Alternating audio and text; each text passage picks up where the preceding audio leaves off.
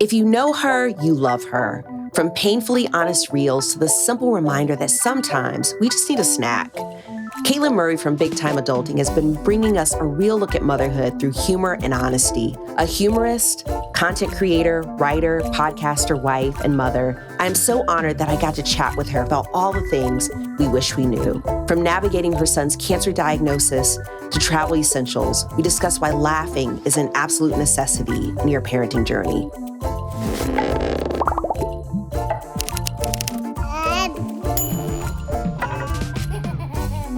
But we're going to jump right in. I'm so excited to have you here. Welcome to the podcast, Caitlin.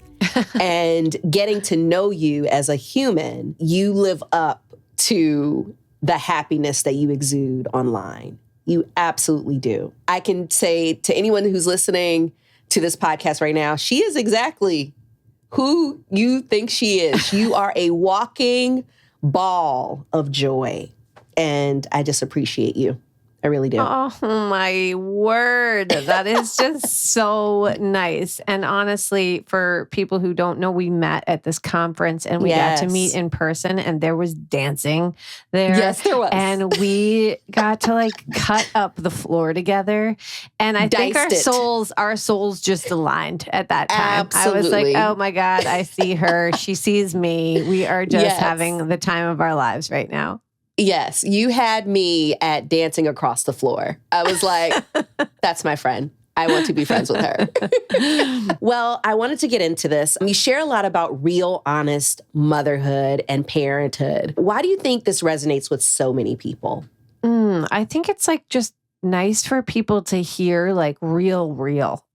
That part. There's a lot of curated content on Instagram, on social media, and that sort of can make motherhood look a little bit like you're viewing it through a rose-colored lens at times. And while there is truly the most beautiful parts of life that I've ever experienced wrapped up in my motherhood journey, it's also been treacherous, honestly, from day one. So I think that there's some kind of a balance in being real about what's happening and then also using humor to help that be very palatable to the general public. I think making jokes about things always lightens the mood on, some topics that are tough, that are deep and dark sometimes. So, and it makes it okay to laugh at stuff that is not actually that easy.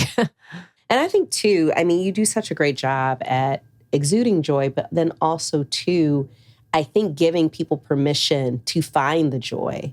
I think when we experience hard moments and hard things, we almost feel as if we're not worthy of the joy. We're not, that we can't actually, it's almost sacrilegious or a betrayal if we actually allow ourselves to experience joy during this really tough time. And I think that by people witnessing you just be who you are, it gives us permission to, you know what? Yeah, this is a tough moment, but by golly, I need to find the joy in this. I need to find some kind of joy, or at least be open to it, because that's the only way I'm going to get through it. Yeah, it's hard. It's so true. When I would say the hardest period of time in my life was right after my son was diagnosed with leukemia. And what you're talking about really resonates with me about not feeling like maybe it's okay to find joy during those hard times. But I think that after a while, I knew that my heart wouldn't survive it if I didn't find some lightness in the day-to-day happenings and start to make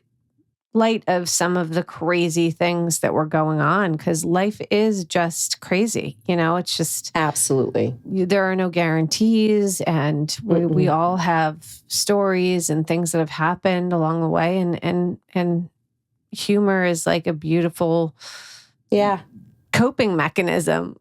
It's a balm, it's a balm, it's a salve. Why be honest? Why not curate the most beautiful moments to make yourself and your family look picture perfect? Because we all see that on Instagram. Why be honest? Why do you feel that honesty is your way? I think that when I started like my sharing journey, if you will, on Instagram or whatever, when I started my oversharing journey, as I sometimes like to refer to it, I was like, you know what? I really do want to get out there because I had goals of like, I wanted to write a book after what we had been through and just kind of like talking. I found the writing part also cathartic. And then I realized from like a publishing company that they really want you to have an audience before they give you a book deal. So I was like, okay, well, I'll try this. I'll try to get an audience. And I thought about how I could realistically do that and fit that into my life and who I am versus who I'm definitely not.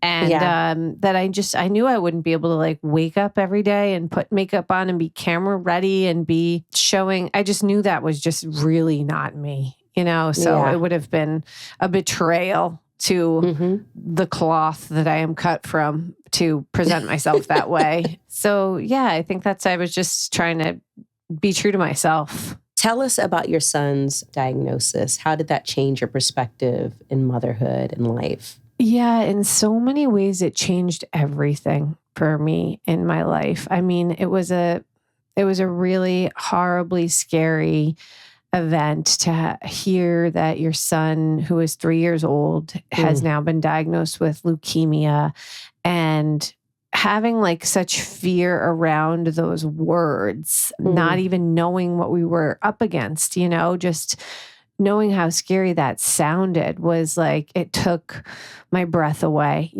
I thought, I wished it was a bad dream. Like for so long, I can just remember being like, wake up. Please don't let this be real. I just don't want to see him go through this.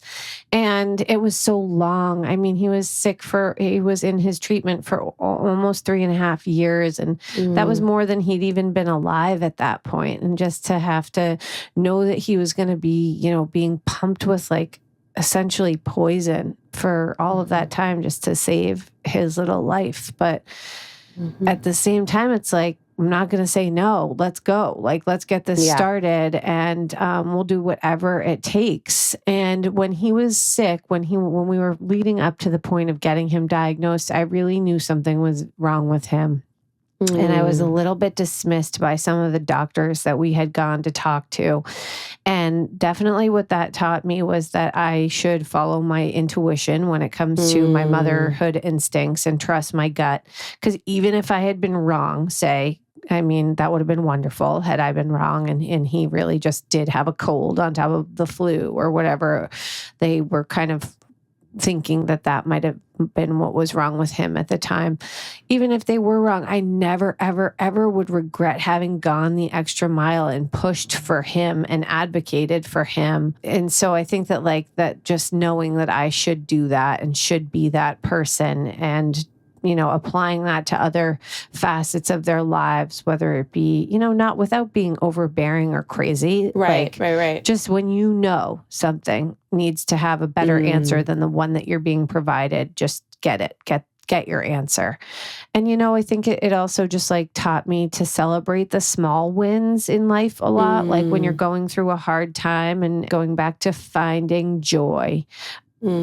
Where it's available and making it for yourself, letting yourself feel the happiness and letting yourself laugh and being good with like a good thing that happened today just for that one thing, What did that finding it look like for you? Finding that joy in that moment? I can remember going out to dinner with my husband on his birthday, which is February 9th. So we were about a month out from my son's diagnosis. And it was like my husband's birthday. We were like, what should we do? Do you want to go out, have dinner together or something? We should celebrate. Right.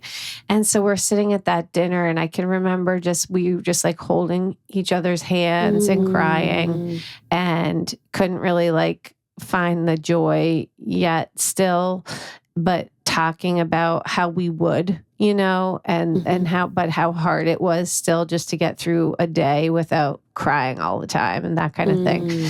But I think that writing about what my son was going through and me being able to slowly bring humor back into my life just with the writing, like with getting it down on paper. So even if I wasn't like, ha, ha, ha, laughing out loud and being like gregarious or whatever, to just get that back, keep that part of me like lit, a little bit.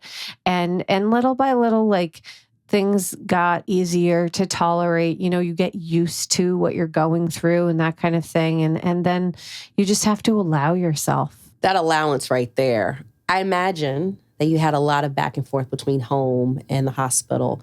Did you get used to all the on the go and travel with your little one? Because how old were your other ones during that time?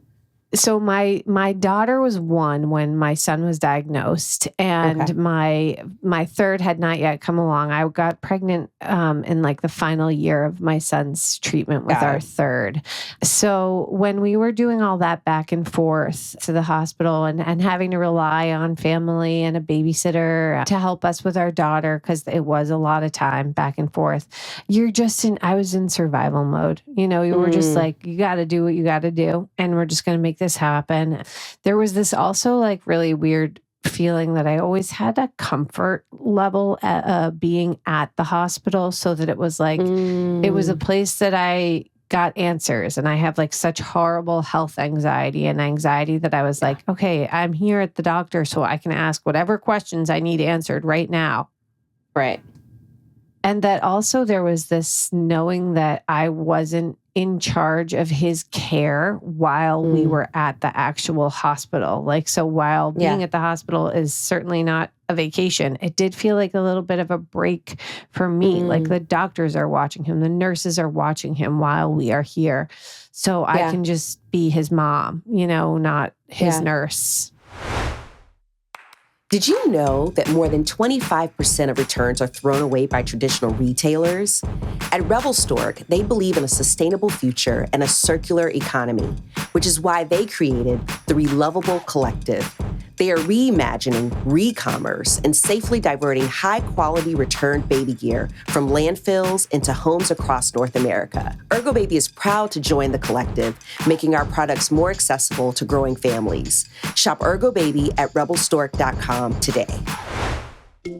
Say goodbye to ugly, bulky, and get dirty too quickly high chairs. The Evolve 3-in-1 high chair helps you celebrate all the special moments around the table. From first foods to sitting tall at the table, this chair fits seamlessly into any home, converts to support your growing kiddo, and wipes clean with ease. Shop the high chair at ergobaby.com/podcast and get a special listener discount today. And what would you say to someone who is figuring out the whole travel, whether it's going back and forth to the hospital, whether it's the holidays or whatever it is? What would you say to them? It's a lot of just letting go of expectations, and then just like not having a vision of what you think is going to happen or how things are going to go and how your day is going to go, and having plans, especially like around the holidays and stuff like that. We had to cancel. We really couldn't do anything for a really, really long time.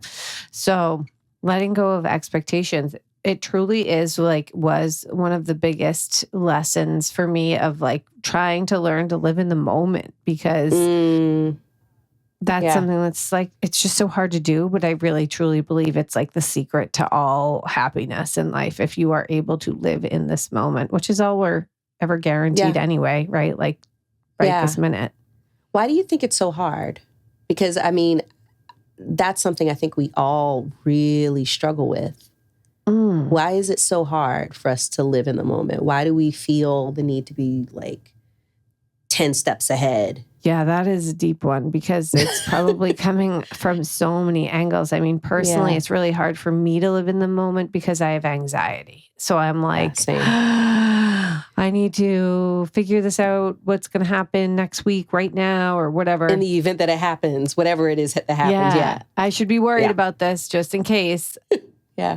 And then like beyond like that, like as a condition of how you're feeling of angst, it is also just like life in the world of people. I think like social media contributes to this sense of urgency to be doing more all of the time, and like just not being okay with like resting and being sedentary or not crushing goals today, like crushing it.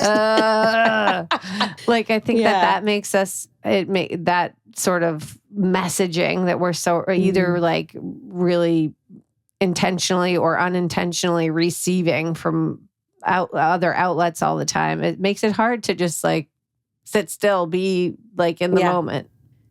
I think that right there is a key for life. It's a key for what we're talking about today with travel, but like, it is the key, and it's hard, but it's like by hook or by crook, it's like, it's one of those things that I think is that will help us to actually like bloom and blossom and thrive and, and be okay. Yeah. And maybe I shouldn't even say this, and maybe this is wrong and it's like not the right messaging, but I do think it's nearly impossible for mothers of young children to feel like at ease in the moment because of the amount of stuff there is to just get done on the daily. Yeah. Like, it's easy to say like, I'll get to the laundry later and stuff. But when you see the laundry piling up, it's overwhelming. You're just like, I got to get this done. I got to get that done. I got to make dinner. I got to go grocery shopping. I have to plan. I have to work. I have to send this email. I have to sign my kids up for this, that, the other thing. It's like, yeah. And it's like, if you're doing that at home, imagine if you're out. Like navigating that. Have you done a lot of travel with your family? Tell us your experience traveling with young kids. Traveling with young kids is the word for it. It is not vacationing. I like to call it like it's an away game. It's I love that. It's an away game. Yeah, you still have to bring all your stuff. You got to bring all your equipment, everything you need to play. It's just in a different, you're relocated, you're being relocated for a period of time. So we haven't done, I love how you said traveling is an away game. Yeah, it's a total away game. And it's clear you're clearly not the home team when you're on somebody else's turf. You're not the home team when you travel. You're not.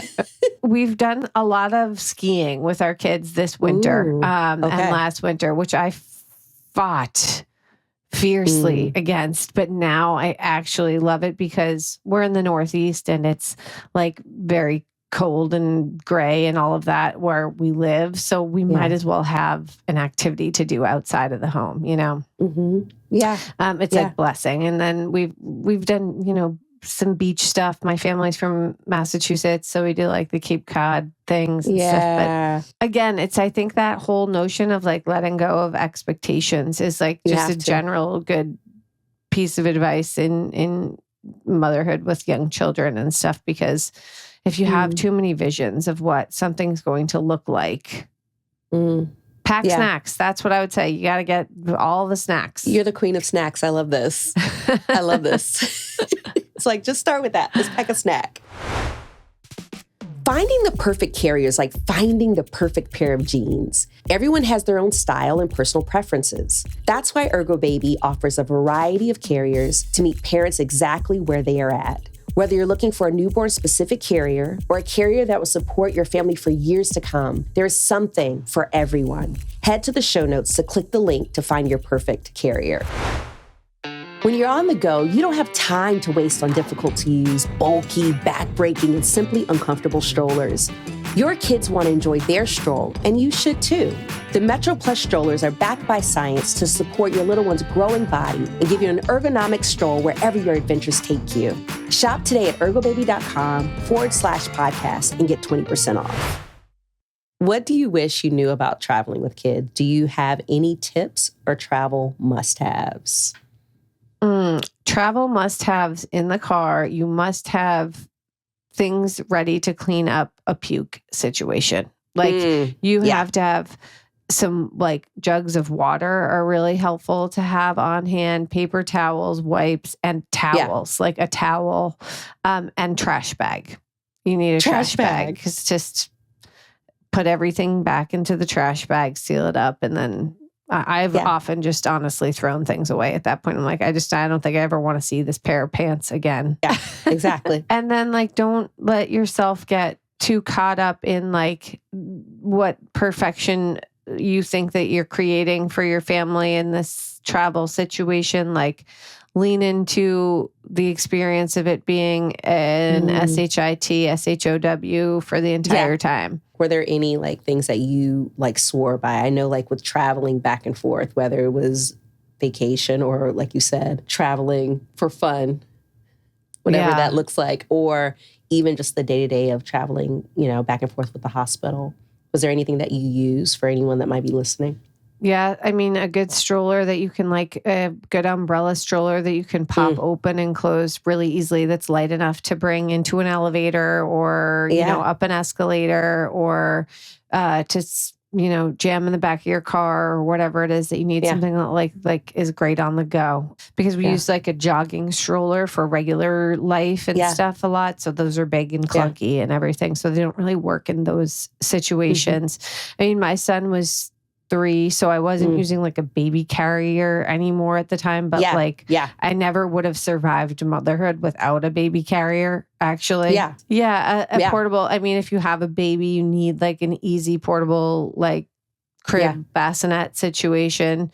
I always loved, there were some places we visited that had like a baby rental company nearby where you could, or even like from a hotel or something, you rent for the weekend, so you don't even have to pack. That's always a good thing to like look into if you're going somewhere, or there are rental companies around, so you don't even have to worry about bringing it on the plane or whatever, wherever you're going. What have you learned about the importance of laughing through life? Why is it so important to laugh?